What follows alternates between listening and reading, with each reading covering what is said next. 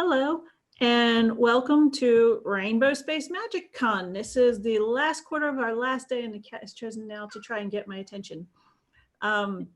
This panel is called The Gender Spectrum Going Beyond CisBinary in Spec. Let's start with Jose. Introduce yourself and why you wanted to be on this panel. All right, well, hi, everybody. It's fantastic to be here talking to y'all. I'm José Iriarte, and I am primarily known for short fiction. I have short stories in Lightspeed magazine, Strange Horizons, Fireside Fiction, a whole bunch of other places. I have been nominated for the Nebula Award and for the Tiptree Award, which is now known as the Otherwise Award, which is an award for science fiction or fantasy that explores gender. And I've had work reprinted in Year's Best and Transcendent for the Year's Best Transgender Speculative Fiction. I was interested in this topic because I am non-binary myself, and I love fiction that explores this area of identity. Okay, Kelly. Hi, I'm Kels. I'm coming from New York. I am newer to the author game, published anyway. So I'm humbled to be with these great authors that I've met over this weekend. It's very, very nice to meet everybody. I am non-binary. I kind of lean towards gender fluid. I use they pronouns.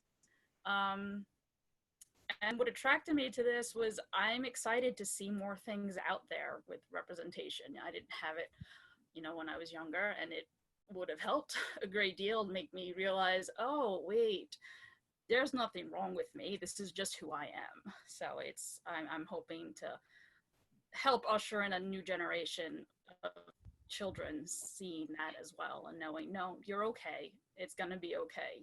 This is just who you are. Cool. Alex? Yes, I am Alex Washoe, and I am a non-binary writer. I currently have two Western novels out, which feature a transgender protagonist and other LGBTQ representation. And I was attracted to this, I think, for the same reason, because I am non-binary, and it was sort of a long, journey for me through different iterations of the identity concepts that I had available at different times in my life to finally figure out where I fit. And representation would have meant a tremendous amount to me at an earlier period in my life. And so seeing that representation start to be more prevalent is really, really powerful for me. And so this is a topic that I care a lot about. And my name is Valerie Michaels. This is Hawk. He's running tech support. I literally adopted him because he shared a name with a character in one of my books. I wasn't looking for a cat. And I write science fiction, and it's gotten queerer as I have come into more terms with my queer identity.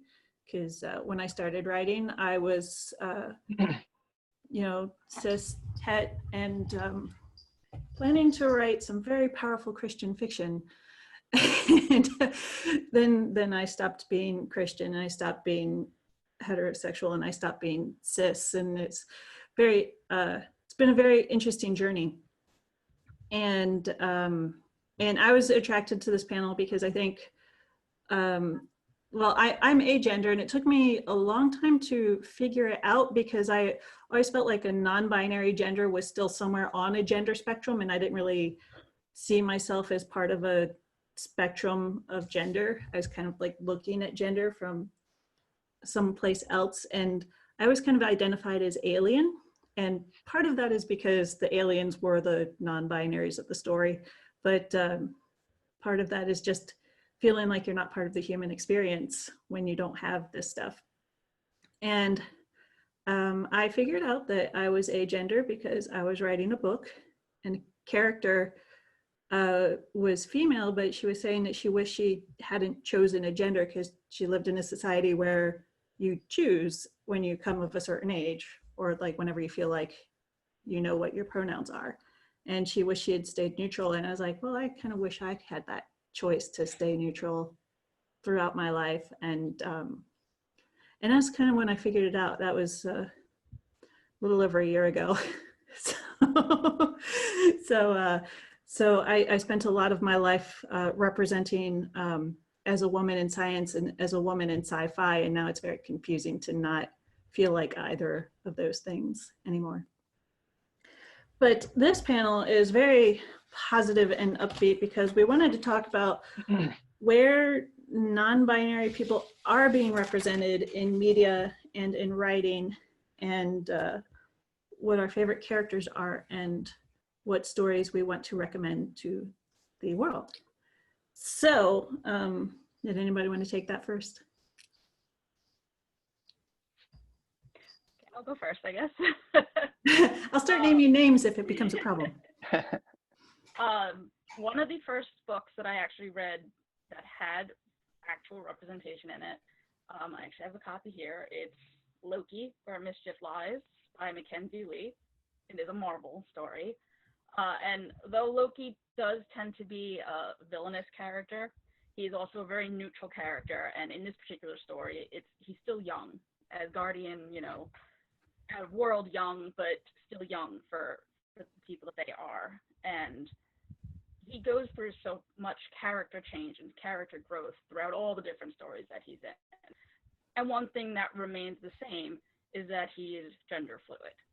And his pronouns will change, who he is will change, and it doesn't affect whether he's a bad guy or a good guy, or just, you know what, your agenda serves my agenda, so I'll be on your side right now.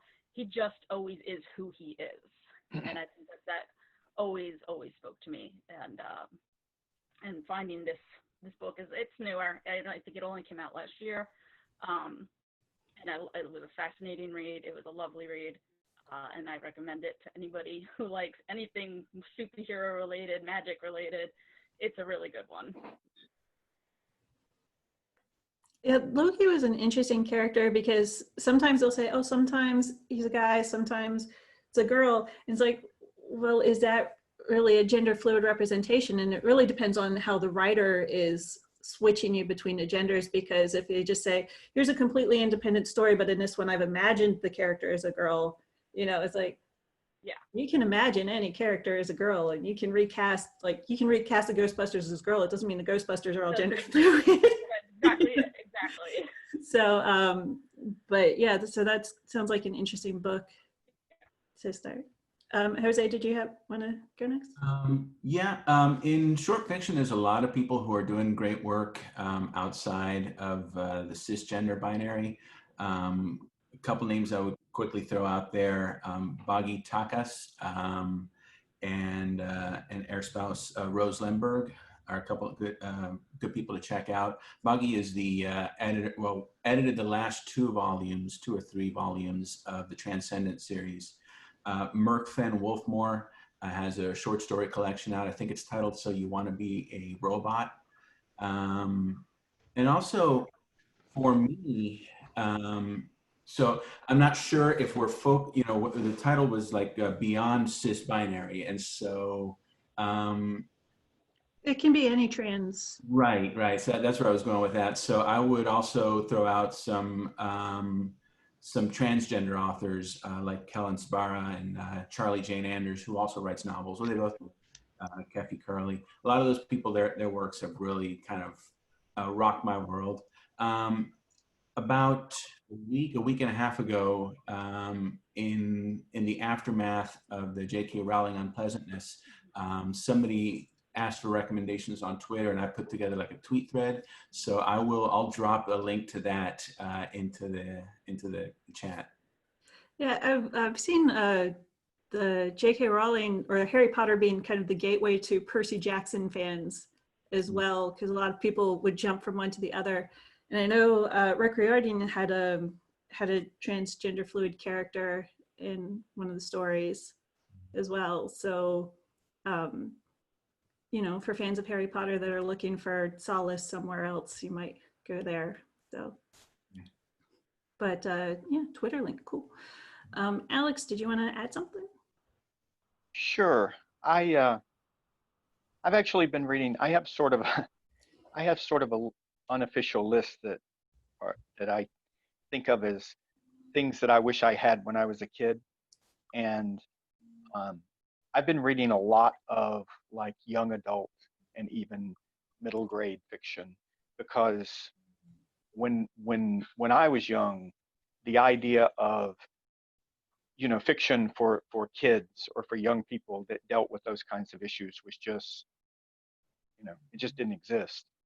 I'm going to blank on authors' names now, but You I can always just add them to the Facebook chats later because we do. Everybody I will loves do that. lists.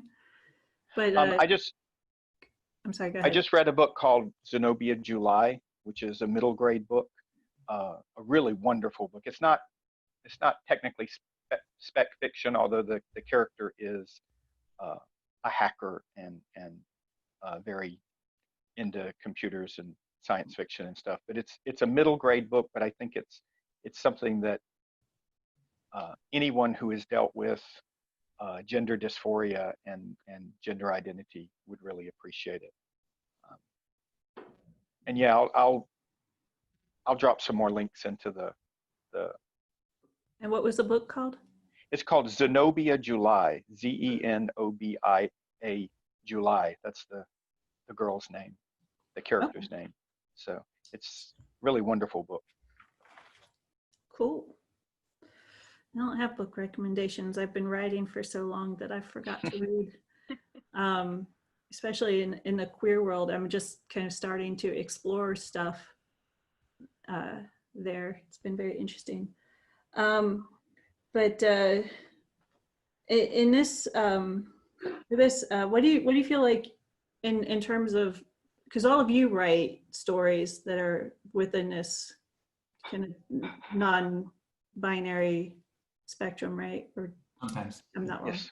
Sometimes you've occasionally written stories, and like, how do you find those are received compared to things that are more mainstream, or do you find they have mainstream reception or mostly niche reception? And sometimes I feel, I'm going to just jump on that one. Sometimes I think that I think sometimes people who are not so marginalized find me non-threatening because of my presentation and things like that.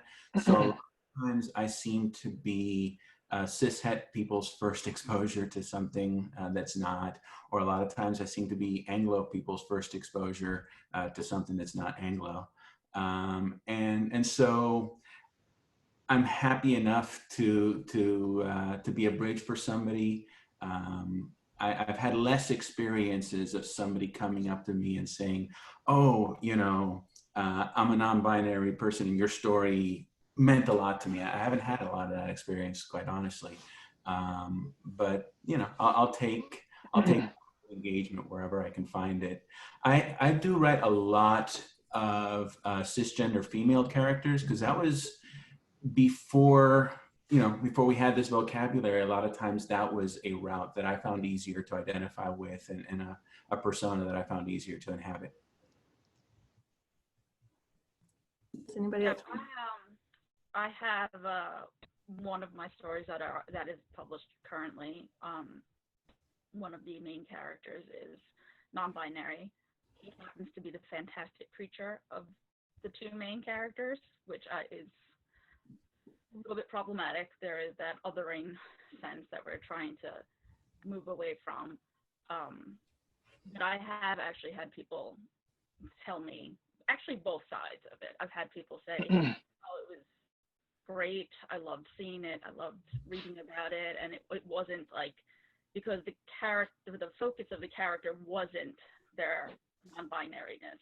It was just part of who they were.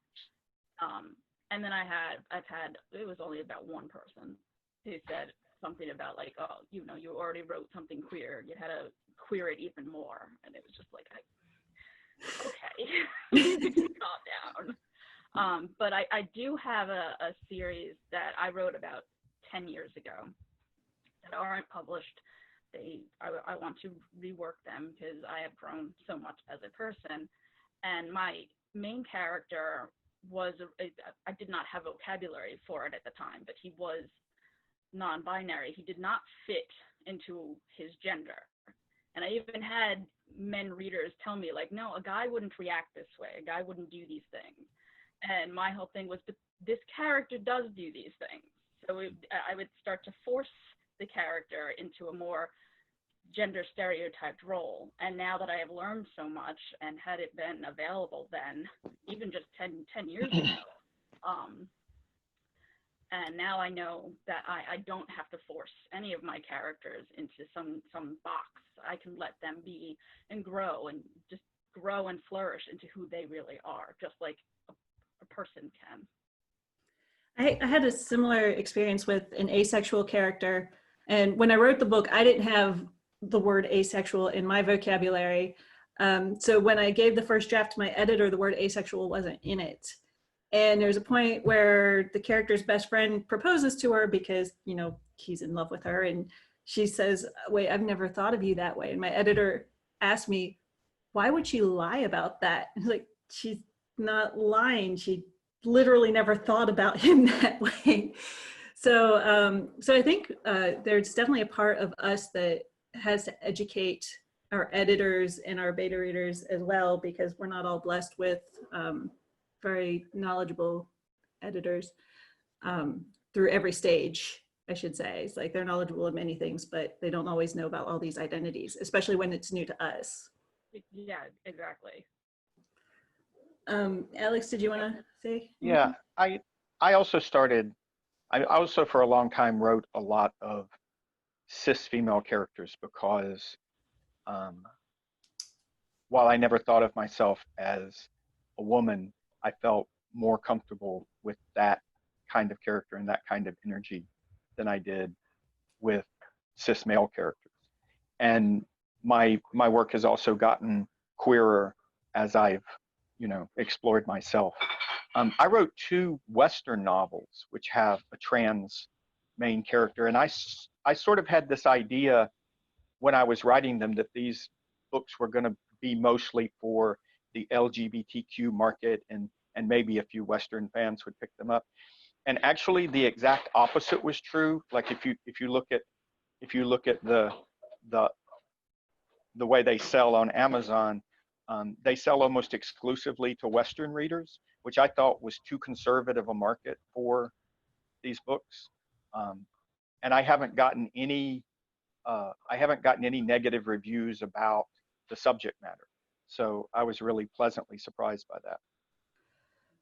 Yeah, for when I write, I totally mix up the pronouns of my characters all the time because, you know, and I thought it was just me being fast and making typos and having to edit it out later. And then I kind of later realized, like, I don't really feel an attachment of their pronoun to their person a whole lot. But in Chinali virus, I actually start with an early page that has just the pronouns that I use for the non-binary characters. And it's just, here's a note about some pronouns that you might find and some salutations that you might find. And, you know, one of the unfortunate things about Amazon skipping front matter is that people don't always catch it. And so I had one reviewer say, like, well, the story was good, but I was very confused by the pronouns. It took time to get used to. And I was like, well, I mean, part of that is the point, because, you know, in order to normalize pronouns, you actually have to use them. But it was, I tried to switch the start point on the Kindle file so that people would actually see that first. But yeah, I mean, it's interesting how a reviewer was like, I'm gonna knock off a star because I didn't like the pronouns. And it's like, okay, thank you. Yeah, I didn't run into that with reviewers, but I think I just barely missed it. Like there was a big internet, I don't know, brouhaha just a few months before Substance of My Lives, which is my most well-known story, came out. And it was basically a reviewer who flat out said that they would knock off a half a star for singular they. And that was pretty common, and I guess that's not as common now. So I'm grateful for that. With reviews, I found my first round of reviews for that novelette to be not, I did encounter a lot of times cisgender reviewers tended to use the wrong pronouns or to just flat out misgender Jamie altogether. But I didn't encounter a lot of hostility.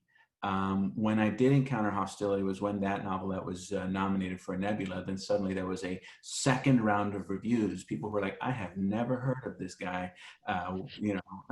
So what is this thing? And so there was like a second round of reviews, all focused on the question, does this novelette deserve to be on this list? And all coming to the conclusion, nah, this is an identity story. This isn't really good. This is just identity, Well, speaking of identity stories, and I had a question, but my notes are messy. Beyond the typical non-cis, I'm mixing up my questions. But beyond what you do with your identity and your coming out and your discovering of who you are stories, and then you have the other spectrum where it's just normalizing, you're just using the pronouns and like not even making it an issue of the world. Is there an in between where we can actually create and not create, but discuss something that's somewhere between the I've come out and nobody questions this? Like where are the in between stories for the trans and non-binary stories? Does that make sense? Well, yeah. I mean, one thing that I like is that I like genre fiction that has trans and non-binary characters who are just, like they're detectives or they're bounty hunters or they're whatever they are, and being trans or non-binary or whatever is just part of their identity, and the story isn't necessarily about their coming out or their coming to identify themselves or anything, but it's just about them living in the world and being who they are and doing their job. And again, I'm going to blank out on author names, but there are some really good examples that I can post that I will try to put up on the page.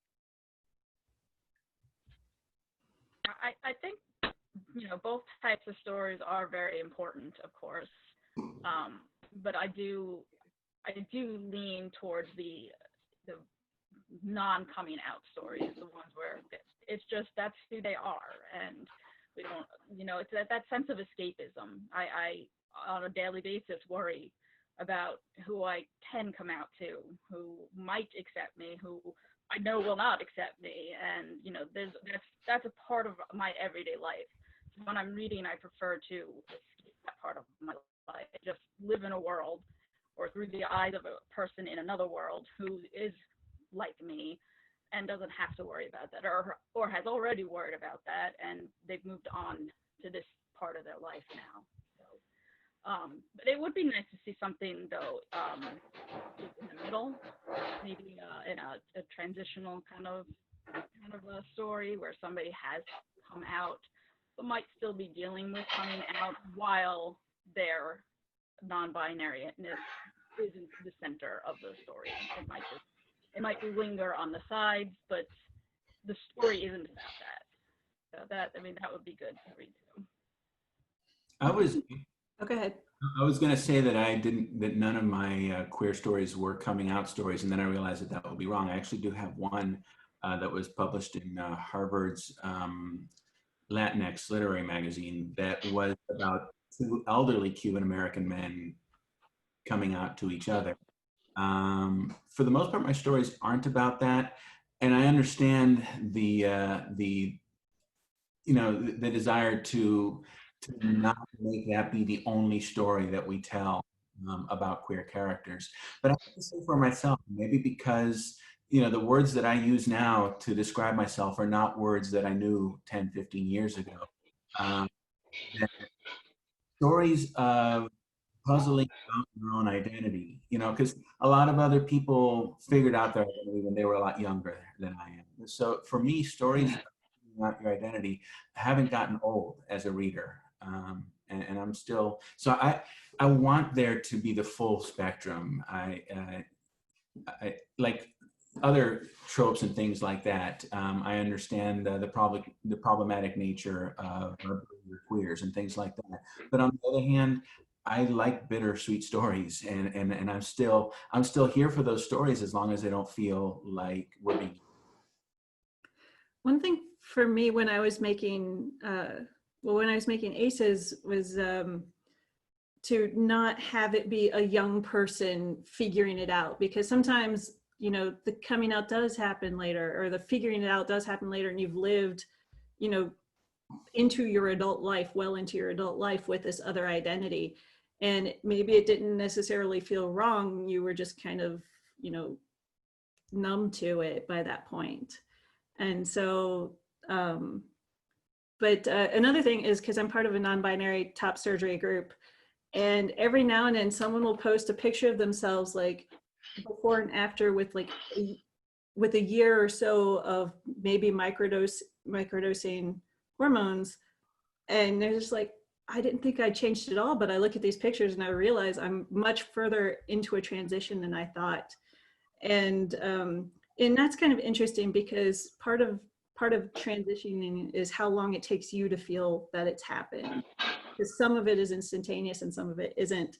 But on the other hand, there's also this societal pressure to transition to something, and a lot of times, like, I'm already presenting how I want, there's no social transition that needs to happen.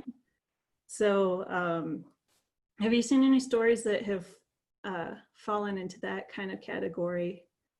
And I would guess it's stories where they're just incidental. It's like, here's a person who was always their identity, and it's, you know, in a society where no one's questioned it, those would fall into that category as well. I have a story similar that I read. It's called Lizard Radio. And it's, the protagonist of that it's a young girl. I think she was 15. And she does not identify as a boy or a girl. And in this dystopian future in which she lives in, that's very strict to pick. You have to pick a gender eventually. And she took her gender test, and her gender test was only, I think it was in the lower 50s. Which meant that she had to actually pick. If she had scored, you know, in this range, they would have made her a boy. If she scored in this range, they would have made sure that she was a girl.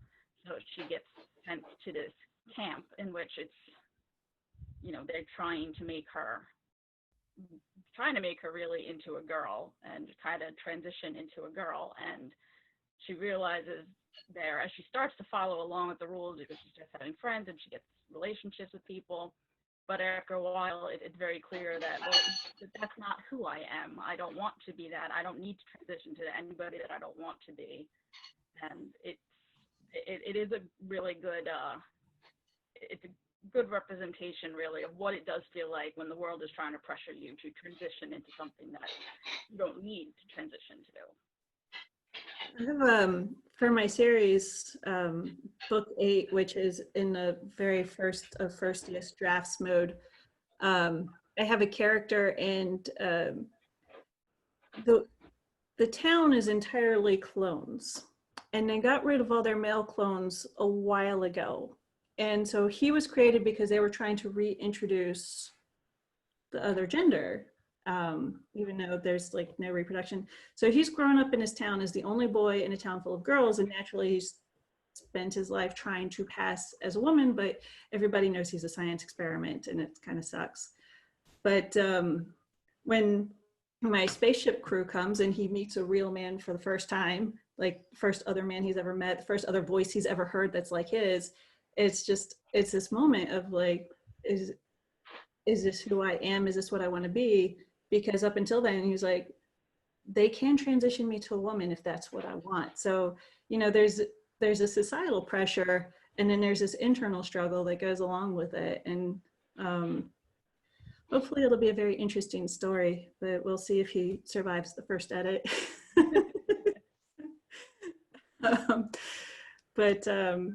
but yeah, it was one of those stories that I wrote, and then I came back because I guess I wrote it like 5 or 6 years ago now, and I didn't realize that it was a story about that until I was rereading. I was like, oh, look what I was doing way back when I didn't know anything about this, and it was kind of fun. Did anybody else have anything for whatever topic? Okay, does anybody else have another topic they want to get to? Well, I think you just touched on something I find very interesting, the ways that we approached these themes before we knew what we were doing, the ways that we kind of moved into it. You know, for myself, and I know I'm definitely not unique in this, I went through my shapeshifter story phase, and that was the way that I wanted to explore that, or my alien shapeshifter, which is even better. I've always personally identified as alien. If you go back to my middle school journals, they're not actually about my life. I was a Betazoid spy, and I was learning about the human race. And so I've never really written nonfiction. I've only ever written from the point of view of an alien in my life in that regard. Like, so I was thinking, it's like, well, if I made a memoir, it'd probably be fictional.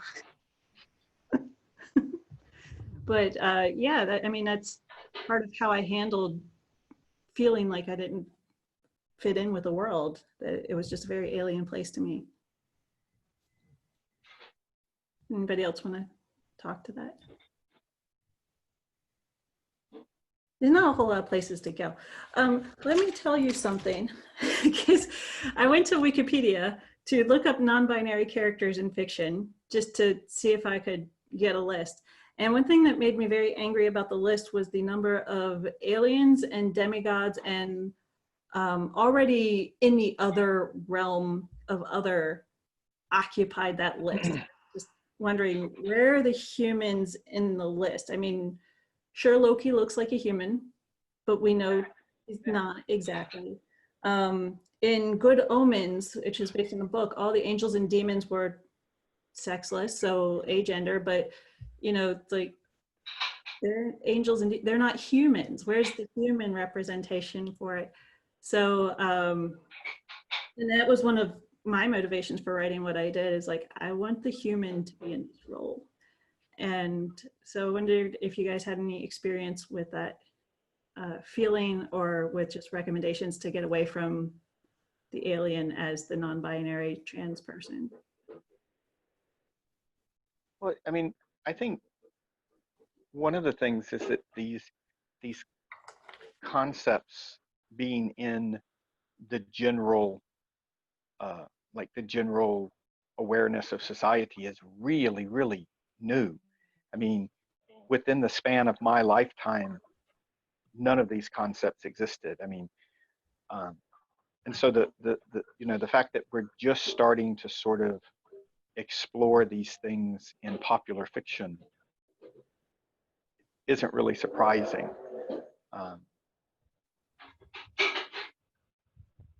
I think, like, just like some of us as authors had to find an angle to approach writing non-binary characters or writing non-cisgender characters, mainstream society also kind of needed that approach. That and so if you point to things that are 10 years ago and you say, well, you know, where are the human non-binary characters, I can be a lot more forgiving.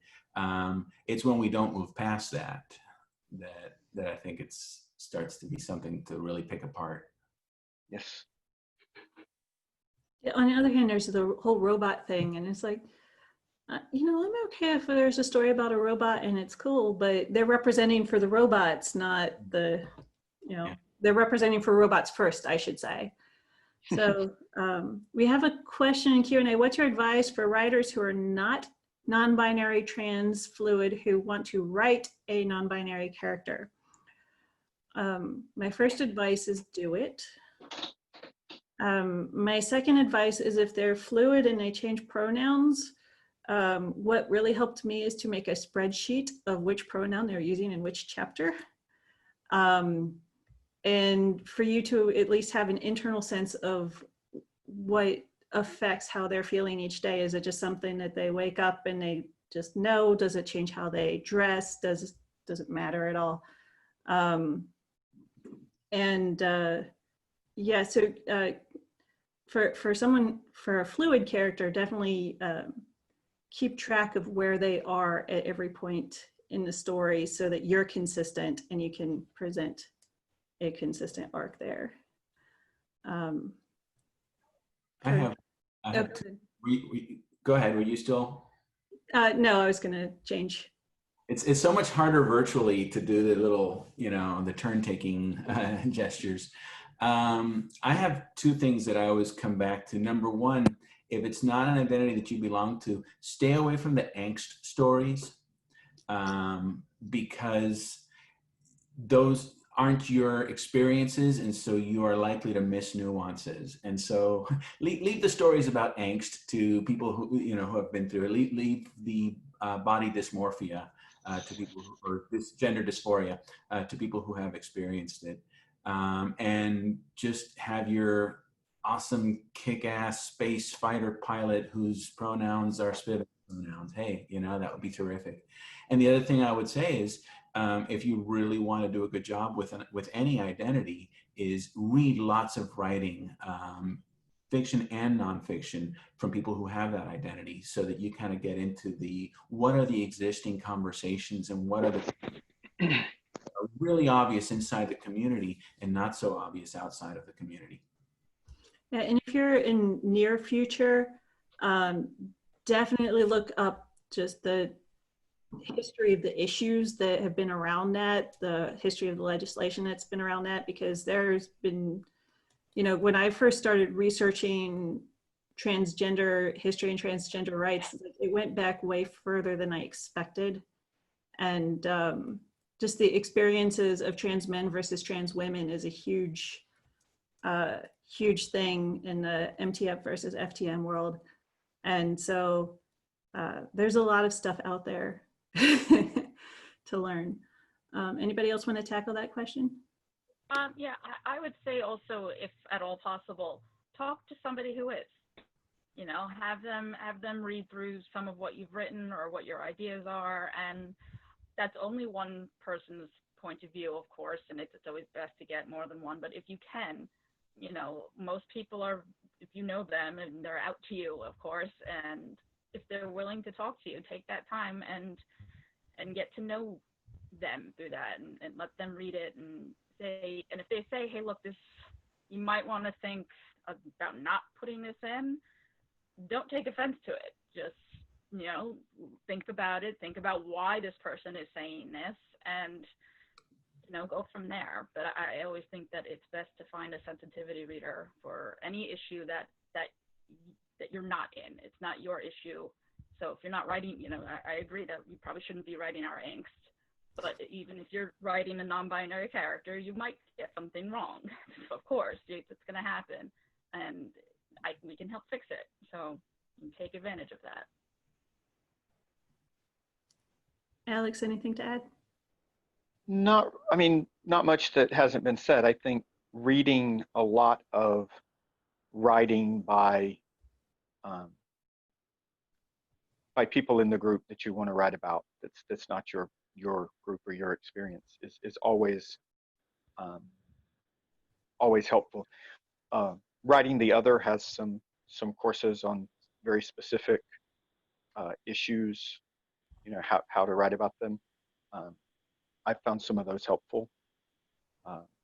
And I would say, certainly talk to people who are in that group, but also maybe do some homework first, so that you don't come to people with the most basic kinds of questions. One thing that I'm encountering with the story I'm working on now, I have a non-binary character, and my initial thought was, I don't have to decide what gender they may or may not have been born to. I'll just leave them non-binary in my head the whole way.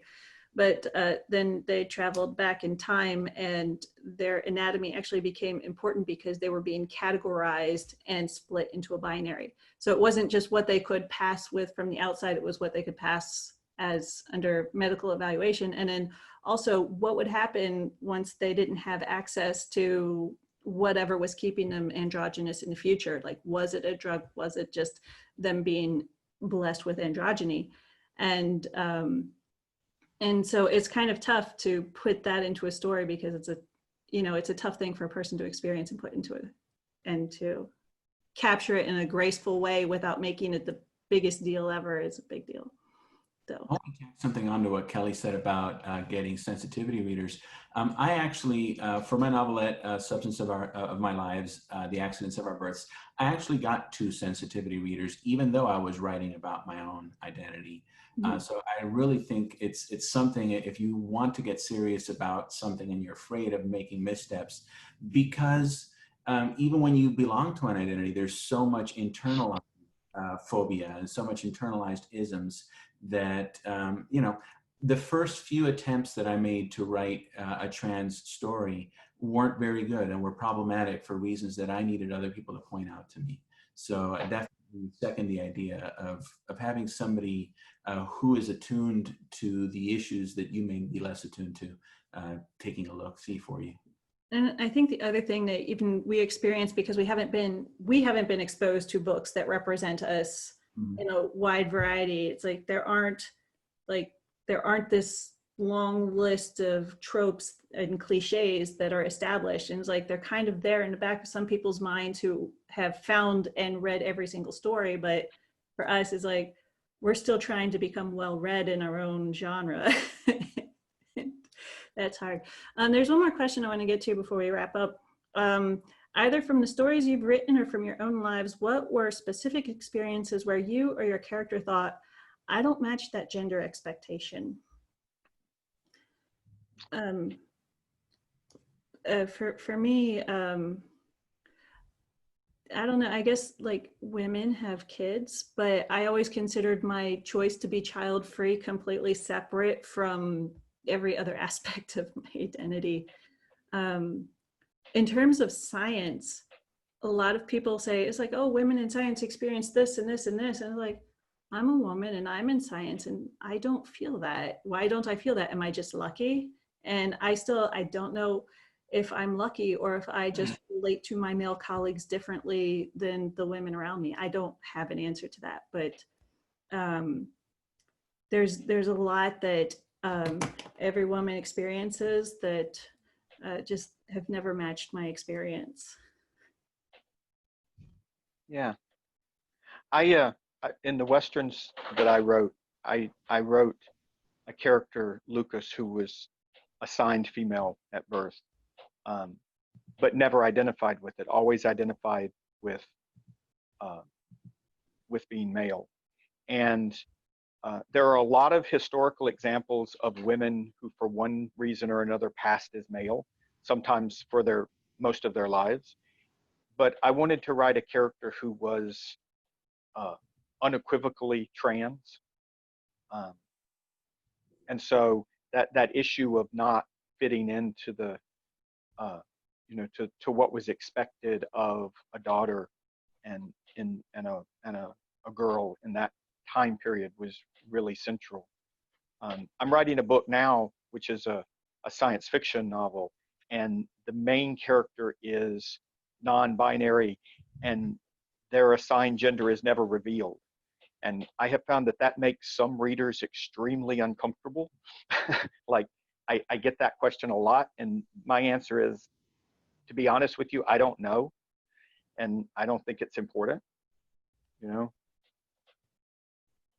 I think we talked about how sometimes in a first-person story, and I don't know if this was here or elsewhere, if in a first person, if the person's gender is never revealed, the reader will assign them one, Yes. Whether the writer does or not. So I have at least 1 or 2 published short stories where the narrator, actually one of them is second person and one of them is first person, where the gender is never mentioned. It's not relevant to the story. And it is interesting to see the assumptions that people will make. yeah. Yeah, I do. I also have a short story that was just published for free online, and it was first person point of view, and no pronouns were ever really used other than maybe they. Again, you can go very many different directions with that. And I had several people say, you know, they assigned it to they assigned their sex or their gender as she, and I didn't know what it was really in my head. I did it on purpose, and I can't tell you how many people just came out and said, oh, well, you know, how did she get into this situation? Where did she come from? And it was very interesting to see how you assigned the gender to her, to they, because probably because I described them as smaller and petite and less muscular as the other person that they were with. So I think they automatically just assume that, well, obviously that means female. Yeah, one of the shortcuts that I found is like when I'm introducing a stranger, like you see a stranger come up, if I describe that stranger as a man, I picture someone who was bigger and stronger than me and, you know, could essentially subdue a female character. And if I describe it as a woman, I have a very different picture. It's like, so we already have this thing where even though it's not like accurate, we do shortcut that. It's in the language. But we have 2 minutes left, so I just wanted to wrap up by saying Scott wants to know if they were reading something with a non-binary character, which of your book should you read first and buy it at the RSM store. So which book do you want to recommend? Jose, go first. For me, it would have to be The Substance of My Lives, The Accidents of Our Births, which is the novelette that I'm best known for. You can find it online. If you look for it, you can go to my website. It's also reprinted in 2 books that are in the store, Transcendent 4 and also Long List, more stories from the Hugo Long List, I think something like that, volume 5 is where you can find that story. Cool. Alex? I oddly do not have a published story with a non-binary character. I have 2 books with trans characters and plenty of gender non-conforming characters. Which one do you recommend first? Well, A Land of Iron is the first book in the Western series, so if you're going to read them, that's the place to start. Kelly? I would say Watch with Glittering Eyes. It is published under my author name, K.S. Murphy, and you can find it on my author page here and at JMS Publishing. And then I would recommend the Chinali Virus because I like it, and I made it purple because asexuality is also in there. And that is about our time. So go to the bookstore, buy all our books, read all our books, especially if it's Kindle Unlimited. We only get credit for page reads. And stay tuned for the author readings happening next. Thank you for coming.